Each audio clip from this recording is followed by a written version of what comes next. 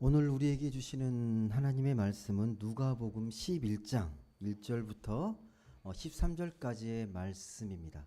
누가복음 11장 1절에서 13절 말씀, 오늘은 김리아 학생이 말씀을 봉독해 주도록 하겠습니다.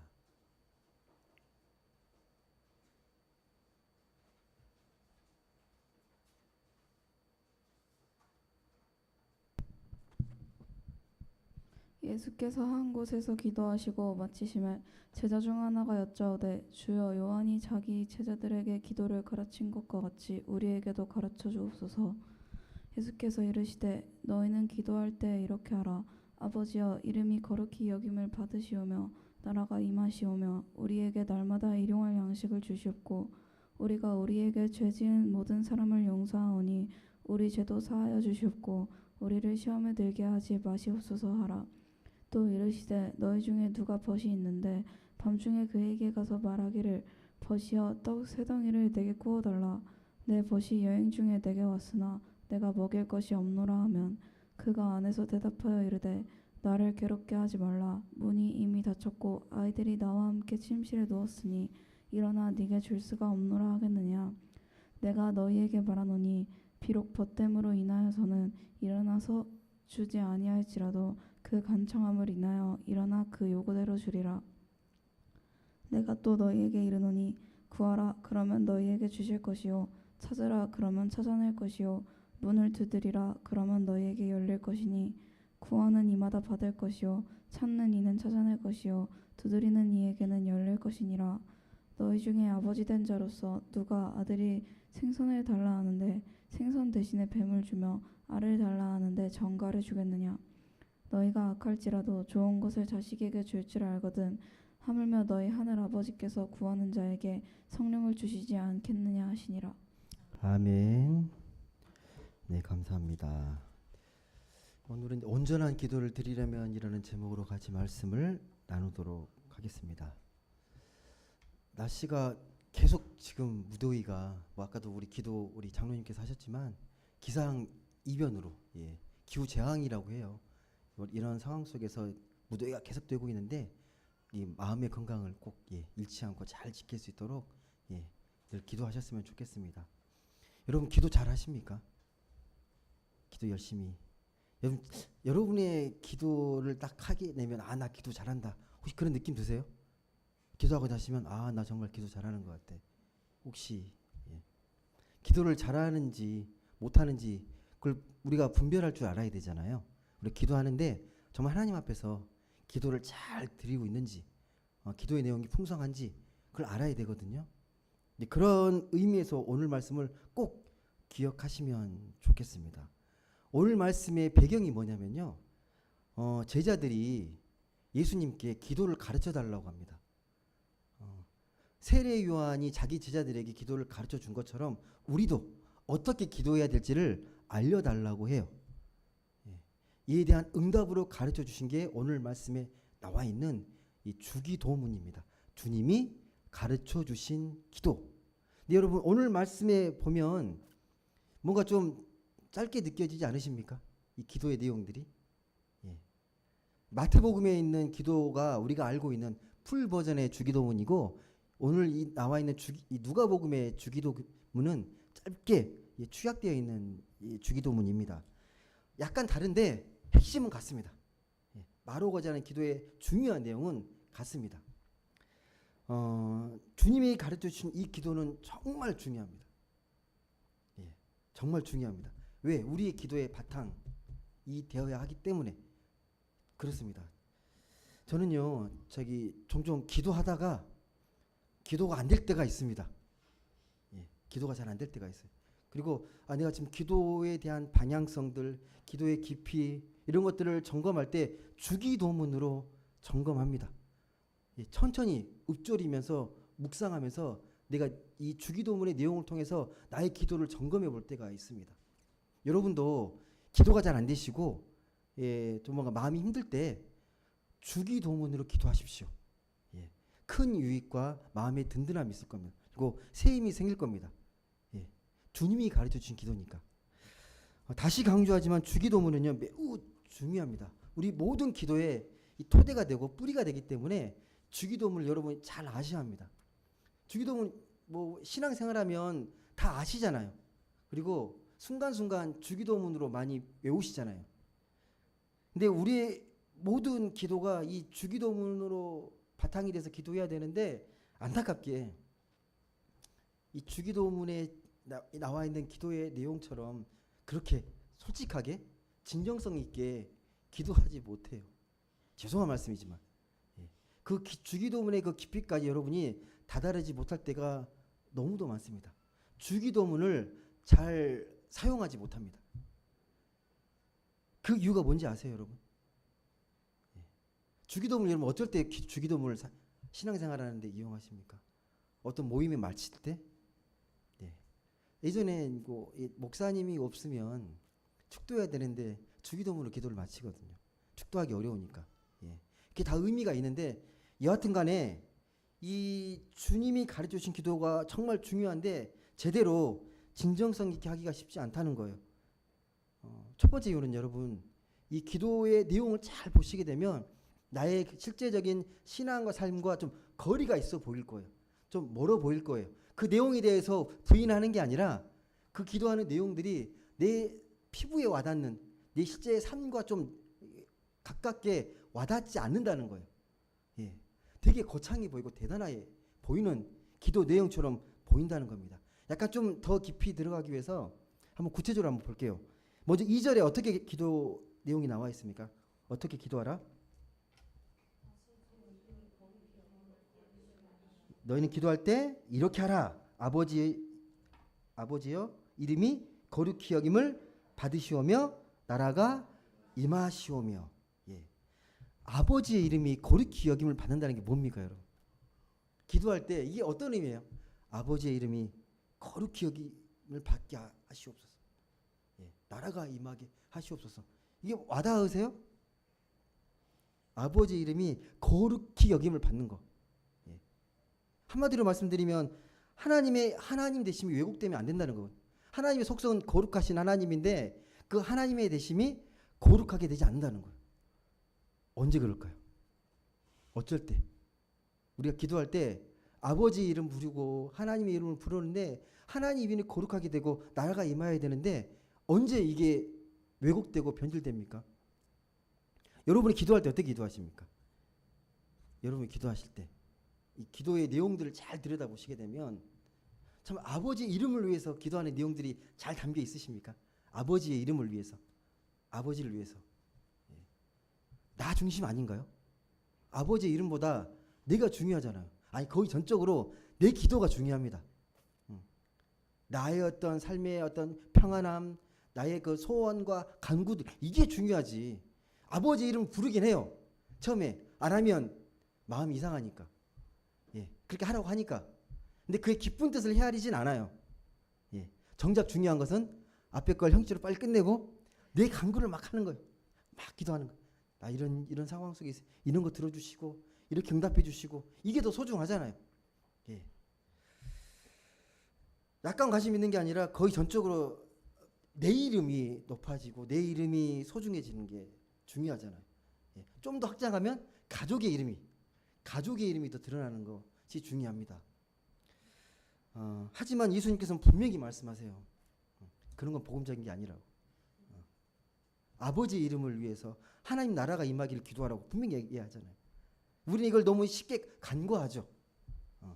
내 기도의 포커스와 중요성들이 나의 기도에 많이 맞춰져 있다라는 거죠. 이미 첫 번부터 걸려요. 그러니까 여러분 기도하실 때 진심으로 진정성 있게 정말 아버지의 이름이 아버지답게 거룩하게 여김받고 이 땅 가운데 하나님 나라가 임하기를 정말 소원하면서 기도하고 있는지 이 질문하게 되면 마음이 어려워지는 거예요. 그렇게 못 살고 있으니까. 예수님께서 그래서 공생의 첫 메시지가 뭐냐면요. 하나님 나라가 가까이 왔다예요. 너희들의 문제를 해결해 주려고 왔다가 아니라 하나님의 나라가 가까이 왔으니 회개하라. 하나님 나라를 위해 살아라. 이게 무슨 말씀이냐면 그동안 너희들이 너희 중심적으로 살았지 않냐. 그렇게 살면 안 되고 삶을 돌이켜서 하나님 나라를 보라 부르는 거예요. 그게 진정한 믿음과 신앙이라고 우리에게 말씀합니다. 겉으로는 아버지의 나라를 말하면서도 여전히 내 기도에 몰두하는 거죠.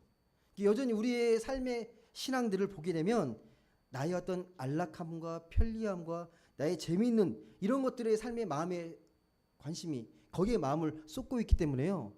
이 거창한 어떤 하나님의 나라를 꿈꾸고 또 어떻게 이 지구 생태계를 잘 보존하고 어떻게 이 하나님 나라를 잘 살까? 이건 그 마음 쏟는 게 마을처럼 쉽지가 않습니다. 피부에 와닿지 않는다니까요. 이 하나님 나라라는 것들이 중요하고 그 우리가 이야기하면서도 여전히 우리 신앙의 초점이 나의 삶과 나의 관심이잖아요.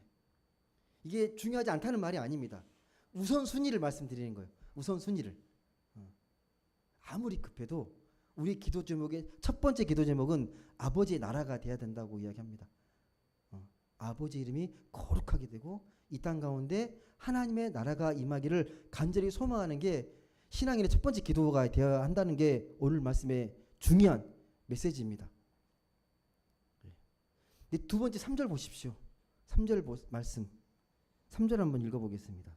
3절 같이 읽겠습니다. 시작. 일용할 양식을 주시옵고. 이 기도는 잘 들으십니까?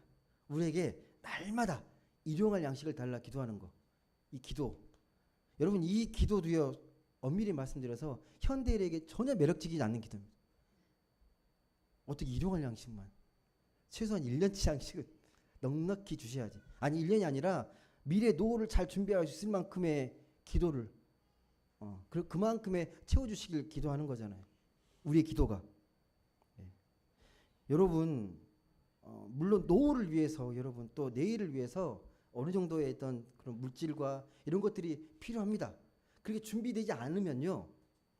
여러분 주변 사람도 힘들어요. 민폐 끼치게 됩니다. 여러분들이. 너무 노후가 준비 안 돼 있으면요. 주변 사람들이 걱정하게 되고 주변 사람들이 여러분을 구제해야 되기 때문에 많이 힘들어집니다. 그러니까 어느 정도 그게 필요한데 오늘 말씀은 그런 차원이 아니에요. 왜 일용할 양식을 구하라고 했겠습니까? 일용할 양식을 허락해달라. 왜 이 말씀하셨을까요? 일용할 양식이 말하는 영적인 의미를 좀 잘 아셔야 됩니다. 여러분 이 구약의 이스라엘 백성들이 애굽에서 하나님께서 은혜로 출애굽하잖아요. 해방시키잖아요. 그러면서 광야 40년 동안 뭘 주셨습니까? 만나를 주셨죠. 그 광야라는 땅이 어떤 땅이에요? 아무것도 없는 황무지잖아요. 온전히 하나님만 의지할 수밖에 없는 땅.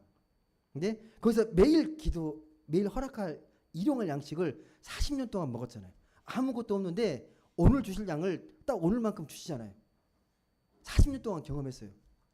이스라엘 백성들은요. 오늘 양식을 주면 또 내일도 주시겠다는 그 믿음이 있잖아요. 우리가.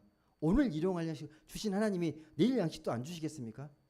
근데 솔직히 말씀드려서 여러분 우리가 이제 만약 여러분이 이스라엘의 출애굽 백성이어가지고 광야에서 40년 동안 만나만 먹고 살라 그러면 말처럼 쉽지 않을 거예요.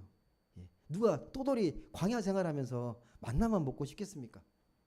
근데 그런 차원이 아니라 이 말씀의 의미는요. 아무리 최악의 극단적 상황에서도 하나님은 주님의 자녀를 돌보시고 일용할 양식을 주신다는 거예요. 매일에 필요한 양식을 우리에게 허락하신다는 겁니다. 생명을 지켜주시고 일용할 양식을 통해서 하나님의 나라로 계속 이끌어 가신다는 거예요. 그 의미예요, 여러분. 일용할 양식의 문자적 의미에 너무 매이시게 되면 마음이 어려워집니다. 이렇게 기도하는 것만 기도하라면 누가 오겠습니까, 여러분? 하나님 믿겠습니까? 일용할 양식만 주면 됐지. 그러면 만족하면 되지. 속으로는 아니잖아요.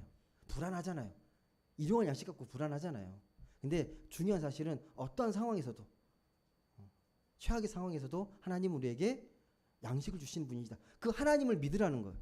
그 하나님을 믿으라는 겁니다. 세 번째 4절의 마지막 우리가 또 중요한 말씀인데 한번 읽어볼까요? 주기도문의 내용인데 같이 읽겠습니다. 시작. 우리가 우리에게 죄 지은 모든 사람을 용서하오니 우리 죄도 사하여 주옵시고.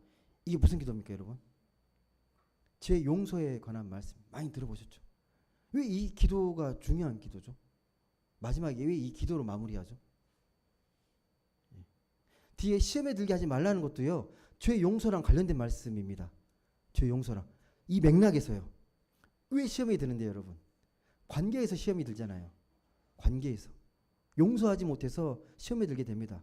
근데 엄밀히 여러분 우리 사람들의 관계라는 게 내가 아무리 애쓰고 신경 쓰고 신중하게 배려한다고 해도 실수하게 되어 있습니다. 예.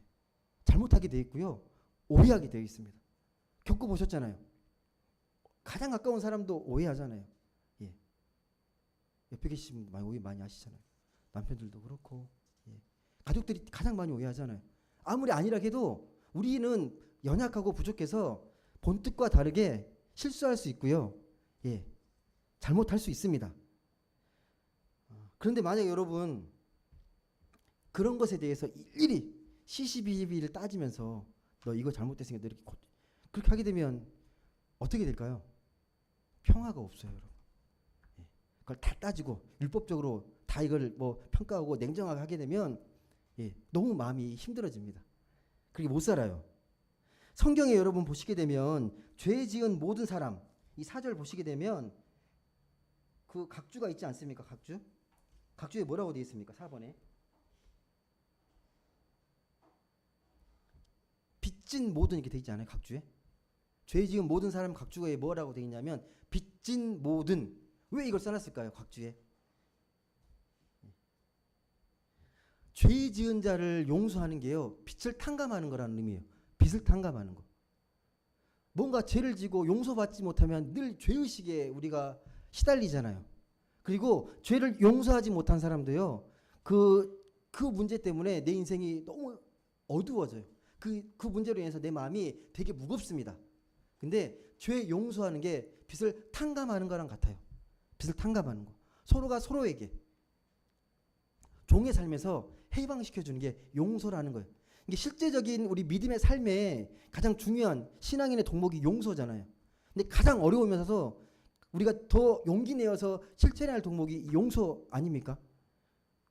동서양을 막론하고 여러분 돈을 갚지 못하면 종이 됐습니다. 노예가 됩니다. 그런데 이 죄 용서 역시 정말 우리에게는 지금도 그렇지만 쉽지 않은 기도입니다. 왜 쉽지 않은지 아세요, 여러분? 죄 용서하는 게 우리는 용서 받으려고 하는데 용서하려는 데는 되게 인색해요. 예, 쉽게 용서받고 싶어 하는데 정작 누구가 나에게 잘못하잖아요. 그러면 되게 엄격하게 잣대를 막 들이대요. 나는 되게 관용하고 나는 그럴 수밖에 없었고 예, 네가 용서하는 게 맞고 근데 네가 잘못한 거에 대해서는 아니야.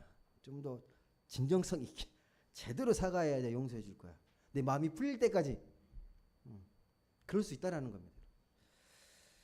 우리가 우리에게 죄 지은 모든 사람을 용서하오니 이 기도가 쉽지 않습니다. 그래서 이 말씀을 주님께서 주시면서 하신 저는 가장 중요한 이유가 결국은 믿는 사람이 믿는 사람답게 보여줄 수 있는 신앙의 매력 덕목이 용서라는 생각이 들어요. 용서. 우리 신앙의 깊이, 성숙의 깊이 걸고 용서의 깊이인 것 같아요. 예. 내가 얼마나 용서할 수 있느냐, 얼마나 관용할 수 있느냐.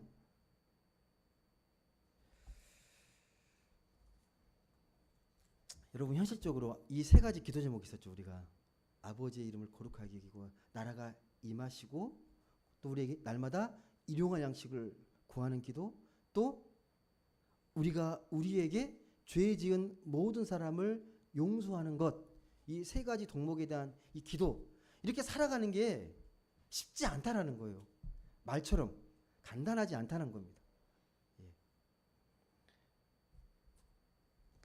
이게 살기 쉽지 않은 이유를 좀 느껴지십니까?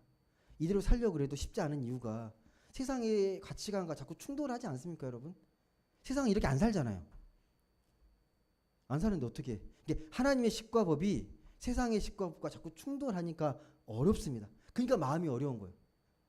여러분 신앙생활이 왜 고민되고 마음이 이렇게 어렵고 자꾸 기도하게 되고 하는 것들이 세상의 방식과 다르기 때문 아닙니까?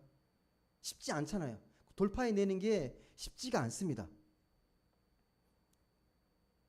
근데 더 중요한 게 있어요. 충돌하는 것도 어렵지만 더 우리가 이 주기도문의 내용대로 살아가지 못하는 가장 큰 이유는요.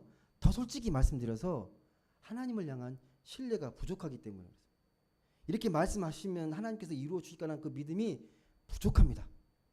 솔직히 말씀해서 부족합니다. 그 하나님을 믿으면 담대히 그 믿음대로 살아갈 텐데 뭔가 마음에 불안감이 있는 거예요. 이대로 안 될 것 같은 믿음에 부족함이 있는 겁니다. 하나님을 제대로 믿는 게 쉽지 않습니다. 오죽하면 예수님께서 그렇게 말씀하셨겠습니까? 인자가 올 때 세상에 믿음을 보겠느냐라고 말씀하시잖아요. 근데 여러분 믿음은 부족한데 우리의 명색이 신앙인이니까 기도하잖아요. 기도. 부득불 기도합니다. 그런데 믿음 없는 기도를 하다 보니까 신앙에 크고 작은 문제들이 계속 발생합니다. 믿음대로 될 거라고 믿고 기도하는 게 아니라요. 반신반의하는 거예요. 그 기도의 믿음의 역사를 이루실 하나님을 온전히 믿기보다 덜 신뢰해요. 온전하게 신뢰하지 못하기 때문에 신앙의 문제들이 계속 벌어집니다. 정말이에요. 이 문제를 여러분 마태복음 6장 5절에 예수님께서 지적을 하시거든요. 기도하는 모습에 대해서 어떤 거에 대해서 먼저 기도에 대해서 지적을 하냐면 그 사람들이 많이 왕래하는 큰 길에서 막 기도하는 거. 이 당시에 누가 이렇게 기도한 거예요? 바리새인과 서기관들이 이렇게 기도했거든요. 이렇게 기도하는 건 왜 하나님께서 책망하셨습니까? 예수님께서 나 이렇게 경건하다, 나 이렇게 기도 많이 한다고 과시하는 기도잖아요. 그래서 주님의 해법이 뭐예요? 정말 기도할 거면 큰 광장이 아니라 골방 들어가서 은밀한 골방, 하나님만 알게 기도하라고 얘기하잖아요. 그 기도의 내용은 하나님만 아시면 된다는 거예요. 또 한 가지를 이야기하시죠. 이어서 7, 8절에 보시게 되면요. 중언부언하지 말라고 합니다. 기도를 이야기하면서. 기도할 때 이방인과 같이 중언부언하지 말라.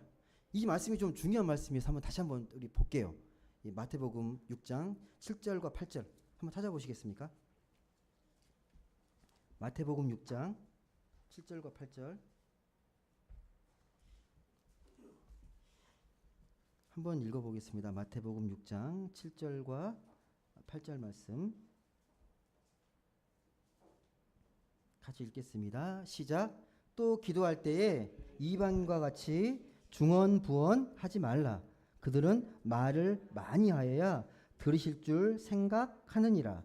그러므로 그들을 본받지 말라.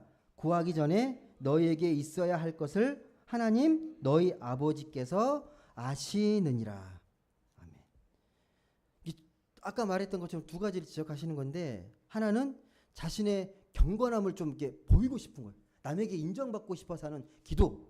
이걸 조심하라는 거고 또 한 가지는 방금 읽었던 말씀처럼 같은 말을 반복하는 기도. 이 기도는 왜 이렇게 기도할까요? 여러분 이 바리새인 같이 신앙생활 오래 하는 사람들이 그렇게 좀 뭔가 멋지고 뭐 이렇게 좀 이렇게 세련되게 기도하고 싶은 신앙의 연륜만큼 그런 마음들이 있잖아요. 근데 후자의 이방인의 기도는 어떤 기도입니까? 말을 많이 해야 기도 하나님께 들으실 것 같다. 이게 어떤 의미입니까, 여러분? 말을 많이 해야 하나님 들으실 것 같다. 정성이 없어 보이지 않습니까, 여러분? 말을 많이 하고 뭔가 시간도 오래 끌고 그렇게 좀 기도해야 그렇게 해야 뭐 기도 한 것 같고 잠깐 기도하면 아예 기도 안 한 것 같고 그런 거에 대한 엄밀히 말씀드려도 이건 기복적 기도입니다. 기복적 신앙의 기도예요. 정성 들인 만큼 말을 많이 한 만큼 내가 하나님께 더 많은 기도를 받는다. 그런 기도의 모습입니다. 여러분 근데 기도의 깊이가요. 반드시 기도를 오래 하는 게 아닙니다. 오해하지 마십시오. 기도를 오래 하는 게 나쁘다는 게 아니라 기도를 내가 오래 하면 기도의 영성의 깊이가 깊다는 의미가 아니에요. 전혀 상관이 없습니다. 기도를 오래 하는 게 나쁘진 않지만 그게 기도의 영성이 아닙니다. 여러분 기도를 왜 하는지 아십니까, 여러분? 기도를 하면 할수록 하나님과 대화를 하면 할수록요 내 힘이 빠져야 돼요. 내 힘과 내 생각과 내 의지로 기도하는 것들이 다 사라지고 하나님의 은혜만 의지하게 되어 있습니다. 내가 할 수 없는 것들을 하나님께 구하는 거기 때문에 내 힘과 의지로 막 기도하게 되면 힘이 들어가고요. 예, 되게 마음이 예, 쉽지 않아요. 기도하는 게 정말 10분만 넘어가도요 쉽지 않습니다. 내 생각과 막 내 의지로 기도. 예, 진정한 기도는 하나님을 의지하는 기도고 하나님과 자연스럽게 편안한 마음으로 기도하는 거잖아요. 예, 자칫 기도가 이렇게 어렵게 느껴질 수 있습니다. 내가 간구하는 기도 가지고 막 어떻게 하면 이걸 더 부풀려 가지고 더 많이 해서 하나님 더 들을 수 있는 기도로 더 할 수 있을까? 그런 생각하다 보면 그 기도의 핵심을 놓치게 돼요. 단 한마디를 하더라도 그냥 진정성 있게 하시면 돼요. 하나님 저 힘들어요. 저 좀 살려주세요. 그 한마디면 되지. 이걸 왜 이렇게 삥 돌려가지고 할 필요가 있습니까, 여러분? 그 마음을 아시잖아요. 그 마음의 중심을 아시는 분이시기 때문에.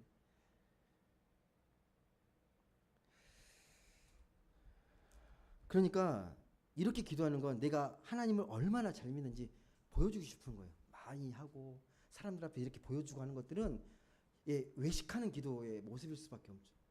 예. 이렇게 잘못된 기도의 원인은 하나님을 제대로 믿지 못한다는 증거입니다. 예. 하나님을 제대로 알지 못하고 예. 여러분 기도뿐만 아니라 우리의 신앙생활 전체가 하나님을 향한 신뢰가 바탕이 돼야 되잖아요. 예. 내 어떤 내 연륜과 내 공덕과 이런 걸로 신앙생활하는 게 아니라 우리 기도와 신앙생활의 밑바탕은 하나님이 함께 하신다. 하나님이 이끄신다라는 그 믿음이 있는 거잖아요.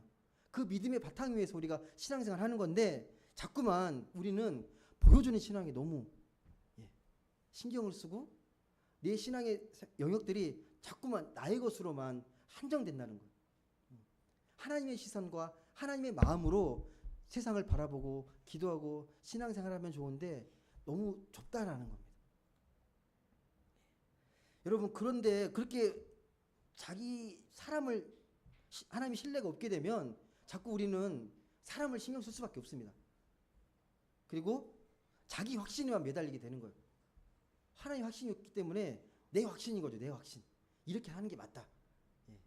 어떻게 우리가 그러면 하나님을 신뢰할 수 있겠습니까? 예. 우리가 살아가는 이 세상은 신뢰가 바탕이 아니고 어떻게 보면 의심과 불신이죠.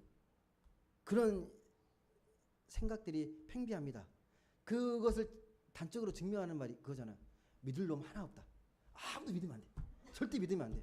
믿는 도끼 발등 지켜. 이런 말들을 우리가 세상에서 많이 쓰잖아요. 아무리 어떤 말 해도 믿지 마. 그냥 나온 말이 아닙니다. 근데 이 사람들이 보면 의도적으로 속이는 사람들도 있고 어쩔 수 없이 속이는 사람들도 있는데 예.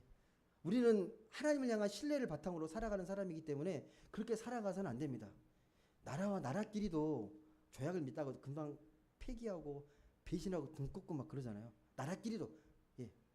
이익이 되면 동지고 손해가 되면 원수가 돼버리잖아요. 한순간에. 여러분 그 현대 이 과학 중에요. 우리 현대인들에게 상당한 영향력을 끼치는 이론이 하나 있습니다. 혹시 들어보셨는지 모르겠어요. 유전자 결정론 혹시 이야기 들어보셨어요? 유전자 결정론. 혹시 이기적인 유전자라고 혹시 그 책 보셨습니까? 보신 분 계세요? 리차드 도킨슨이라는 무신론자가 쓴 책인데요. 무신론 과학자인데 신다윈주의를 대표하는 학자예요. 그 내용은 어떤 내용이냐면 다른 게 아니라 우리 인간이 갖고 있는 인격이나 성품이나 타고나는 좋은 이런 특징들이 있잖아요. 의지 같은 거. 그런 거 아무 의미 없다는 거예요. 그리고 이 한 사람의 개인을 만들고 이 사회를 구성하는 게 유전자가 결정한다고 생각하는 유전자. 우리 인간의 몸은 단지 숙주일 뿐이라는 거예요. 그러니까 우리가 죽더라도 엄밀한 의미에서 유전자는 살아서 또 후손에게 연결되잖아요. 그게 중요한 거예요. 그러니까 인간의 몸은 그런 인격이 다 필요 없이 단지 숙주일 뿐이라는 거예요. 그런 의미에서 인간의 가치를 매기는 것. 그걸 유전자 결정론이라고 말합니다. 상당한 매력적인 이론으로 많은 사람들에게 영향을 끼치고 있는 이론 중에 하나입니다. 이 사람이 쓴 책 중에 하나가 또 뭐가 있냐면 만들어진 신이라는 책이 있어요. 만들어진 신. 뇌 결정론이라는 책이에요. 예. 이 두 가지가 되게 영향을 끼치는데 근데 이미 과학계나 철학계에서는 이미 그 이론의 정당성을 잃어버린 이론인데 여전히 많은 현대인들에게는요 영향을 끼치는 이 이론 중에 하나입니다. 이런 시대에 여러분 우리는 하나님을 어떻게 신뢰하며 살 수 있을까? 예. 이런 걸 믿고 살아가는 세상에서 하나님을 신뢰한다라고 말할 수 있는 그런 신앙이 어떻게 가능하겠습니까? 그에 대한 고민을 갖고 좀 말씀을 보시면 좋을 것 같아요. 그 주기도문 말씀을 가르치고 바로 이어서요. 예수님께서 비유를 이야기하시거든요. 예, 그 의미에 대해서 한번 보시겠습니다. 그 내용을 보시게 되면 비유는 간단히 이거예요. 밤중에 이웃 친구에게 찾아가서 먹을 것을 좀 달라고 합니다. 왜? 밤중에 손님이 찾아왔는데 자기 집에 먹을 것이 없으니까 옆에 있는 친구에게 좀 빌려달라는 거. 손님을 접대해야 하니까. 그러면서 뭐라고 하는 거예요? 이렇게 친구의 사정을 알면 빌려주는데 하나님은 오죽하시겠냐는 거예요. 하나님은 이런 마음으로 해도 친구들이 들어주는데 너희가 정말 하나님의 마음으로 간절히 기도하는데 어떻게 안 들어주시겠냐라는 겁니다. 그게 9절에 이렇게 이어집니다. 여러분 너무 잘 하시는 말씀이에요. 9절 말씀. 9절 한번 같이 읽어보겠습니다. 누가복음 11장 9절. 안 보고 가시는 분도 계실 거예요. 누가복음 11장 9절 같이 읽어보겠습니다. 시작. 내가 또 너희에게 이르노니 구하라 그러면 너희에게 주실 것이요 찾으라 그러면 찾아낼 것이요 문을 두드리라 그러면 너희에게 열릴 것이니. 무슨 말씀인가요? 이 말씀이 뭐든지 구하면 다 주는, 그러니까 요즘 말로 하면 내가 원하는 걸 딱 간구하면 아침에 새벽 배송으로 띵동 택배 배달 오는 그런 하나님으로 많이 오해하는 말씀 제목 중 하나거든요. 근데 전체적인 흐름에서 보시면 이게 어떤 말씀입니까, 여러분? 구하라 그러면 너에게 주실 것이요 찾으라 그러면 찾아낼 것이요 문을 두드리라 너에게 열릴 것이다. 어떤 의미에서 주신 말씀입니까? 문맥을 보시게 되면 어떤 의미로 주신 말씀인가요? 이 말씀 전체 맥락에서 보시면 하나님을 신뢰하라는 거죠. 하나님을 신뢰하라. 그러니까 여러분 진정으로 하나님을 신뢰하고 그 신뢰하는 바탕에서 그런 차원에서 기도하게 되면요. 그 기도하는 내가 구하고 찾고 두드리고 하는 것들이 하나님께서 주실 것만 구하고 하나님께서 주실 것만 찾게 되고 하나님의 뜻에 맞는 것만 문을 두드린다는 뜻이에요. 오해하시면 안 됩니다, 여러분. 기도 만능주의를 말을 하는 게 아니라 하나님을 온전히 신뢰하게 되면 하나님의 뜻에 맞는 기도를 하게 된다는 거예요. 하나님이 기뻐하시는 뜻. 그러면서 하는 말씀이 있죠. 어떤 아버지가 떡을 달라는데 뱀을 주고 전갈을 주겠느냐. 여러분 이 생선과 알은요, 여러분 이 고대 당시 이 근동 사회에서는요 가장 흔한 음식입니다. 생선과 알은요. 뱀과 전갈은 그 당시에 가장 위협적인 동물들입니다. 되게 대비해서 쓰고 있는 것들인데 어느 아버지가 그렇게 간절히 기도하는데 너에게 악하고 너의 생명을 위협하는 걸 주시겠냐는 거예요. 그 모든 것들을 구하는 것 가운데 하나님의 뜻에 맞게 구하는 게 중요하다는 겁니다. 여러분 예수님도 그렇게 기도하셨잖아요. 예수님이 마지막 십자가 지시기 전에 어디를 올라가십니까? 겟세마네 동산에 올라가십니다. 사랑하는 몇 제자와 함께 거기서 간절히 기도합니다. 근데 그 기도 내용 아시죠? 어떻게 기도했는지. 어떻게 기도하십니까? 십자가 지시기 전에 이 십자가 좀 피하면 안 될까요? 라는 게 솔직한 기도잖아요. 십자가를 좀 피하게 해주세요. 지기 마음이 어렵습니다. 그러면서 마지막 기도는 하지만 나의 원대로 마시고 아버지의 뜻대로 이루어지기를 원합니다. 라고 기도합니다.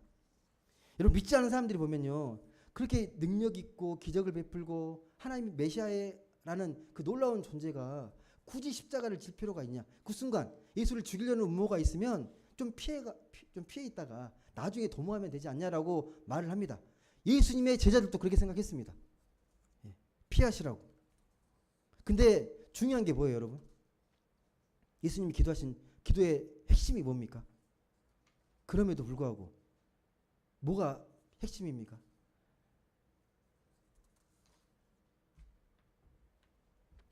아버지의 방법대로 아버지께서 행하실 구원의 방법을 신뢰한 거잖아요. 그 와중에 네가 생각하는 방법이 있는데 아무리 인간적으로 지어로도 하나님께서 원하시고 하나님 뜻하신 그 구원의 섭리와 계획에 내가 순종하겠다는 거잖아요. 하나님의 아들도 그렇게 기도하셨다는 거죠. 근데 우리는 이거에 대해서 많이 반문을 갖죠. 우리는 주님이 아니지 않습니까? 우리가 사는 환경과 형편은 다르지 않습니까? 이 시대를 보면 세상은 하루가 다르게 빠르게 변하고 그런 세상에서 버티고 살려면 고민하고 챙겨야 할 게 너무 많다. 예. 삶 자체가 불안하니까 그 불안을 잠시라도 있게 해줄 무언가를 더 얻으려고 애를 쓰잖아요. 예. 이 불안에서 벗어날 수 있도록 그런 준비를 언제부터 합니까, 여러분? 어렸을 때부터 하잖아요. 유치원 때부터 경쟁하잖아요. 예. 그런 경쟁의 불안에서 해소하기 위해서 그때부터 경쟁력을 막 키우잖아요. 예. 더 우월해지려고. 이런 세상에서 하나님만을 절대적으로 신뢰하라. 말이 어렵게 느껴집니다. 특히나 이런 세상에 젖어 있는 이런 세상 메카지즘에 젖어 있는 청년들은 더 어렵습니다. 어떻게 하면 좋을까요, 여러분? 오늘 말씀을 통해서 어떻게 하면 세상 이 하나님만을 더 신뢰하며 살아갈 수 있을까요? 하나님만 생각하면 되나요? 하루 왼종일? 이게 가장 지혜로운 방법일까요? 세상 다 끊고 하나님만 생각하는 거. 어떻게 생각하세요? 여러분, 우리는 세상을 열심히 살아야 되고 책임 있는 존재로 살아야 합니다. 하지만 그렇게 살아가면서도 우리의 영혼은 하나님을 향한 절대적인 신뢰를 통해서 생명을 얻고 구원에 합당한 삶을 살아갈 수 있음을 늘 고백해야 합니다. 그게 오늘 주기도문에 나와 있는 말씀의 메시지예요. 이 기도가 너희 눈에는 어렵고 되게 멀게 느껴지지만 하나님의 마음으로 하나님 향한 신뢰의 믿음으로 이걸 바라보게 되면 거뜬히 해결을 할 수 있다는 게 오늘 중요한 메시지입니다.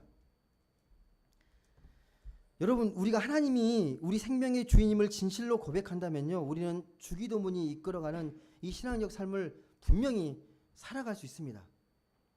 득음의 세계에 들어간 소리꾼, 언어의 아름다운 세계를 경험한 시인들처럼 우리도 이 주기도문이 말하는 하나님의 세계를 온전히 경험하게 되면요, 세상 온갖 유혹에도 휘둘리지 않고 넉넉한 마음으로, 넉넉한 믿음으로 분명히 살아갈 수 있습니다. 그런 의미에서 주기도문은요, 오늘날 더 의미 있고 중요합니다. 주기도문의 가르침에 더 귀를 기울이고 그 깊이를 좀 체험했으면 좋겠습니다. 말씀을 맺겠습니다. 여러분, 살아가시면서 기쁠 때가 많으세요? 힘들 때가 더 많으세요? 평안할 때가 많습니까? 아니면 불안할 때가 더 많습니까? 신앙생활 하면서요. 기도하면서 하나님, 오늘도 평안하게, 오늘도 무사히, 오늘도 감사가 넘치게. 그렇게 원하죠. 우리는 근데 그런 차원이 아니라 좀 더 적극적인 신앙의 삶을 살아가야 합니다. 누구나 그런 소망을 갖고 있어. 믿지 않아도요, 기쁘게 살고 싶고 평안하게 살고 싶고 소망 속에 살고 싶습니다. 다만 우리가 기도할 때 뭔가가 들어주는 것만 하나님 제게 기쁨 주셨군요, 감사합니다, 이게 아니라 우리의 믿음은 삶의 자리를 하나님의 나라로 확장시키고 바꿔가는 거잖아요. 삶의 자리를 믿음으로 고난과 슬픔 속에서도 하나님이 함께 하심을 깨닫고 거기에서 감사를 찾고 그러면서 우리가 생명을 다시 얻고 회복하는 거잖아요. 그 마음이 담긴 주기도문을 더 귀히 여기고 기도하면 좋겠습니다. 거기에 주어지는 참 생명을 경험하시면 정말 좋겠습니다.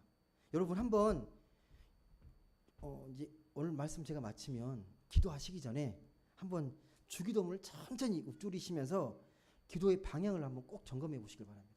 내 기도가 어떠한 기도인지. 그리고 일용할 양식의 감사에 대한 기도를 드릴 때요, 여러분, 내가 먹을 양식을 말하는 게 아니고 내게 오늘 살아갈 수 있는 양식을 이야기하는 거잖아요. 내게 주신 오늘의 감사를 꼭 찾아보십시오. 아까 오늘도 찬양에도 있었잖아요.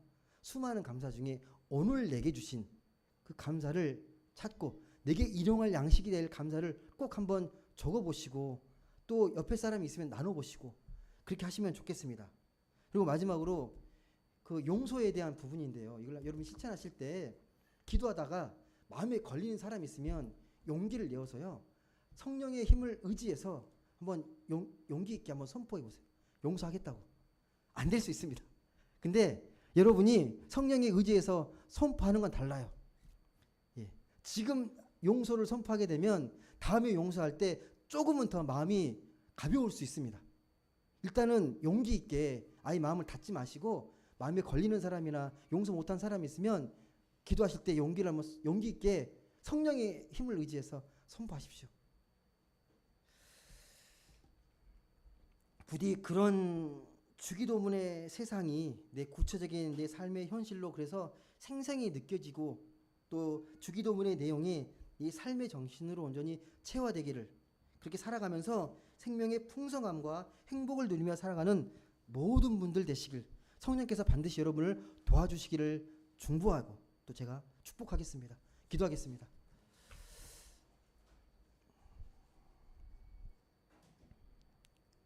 사랑과 은혜의 하나님 감사드립니다.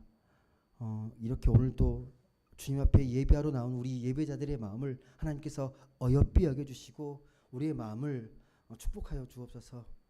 복잡하고 심란하고 고민되고 이 불안한 마음들 다 하나님 앞에 내려놓고 하나님이 우리에게 허락하신 참 생명의 자유와 평안함을 온전히 누리며 살아가는 우리 모두가 되기를 간절히 소망합니다. 특별히 이런 마음으로 살아갈 수 있도록 오늘 누가복음에 기록되어 있는 이 주기도문의 내용을 다시 한번 깊이 묵상하고 기도하는 가운데 다시 한번 새롭게 회복되고 새 힘과 새 마음으로 내게 주신 삶을 기쁨과 감사와 소망으로 살아내는 우리 모두가 되게 하여 주옵소서. 감사드리며 사랑이 많으신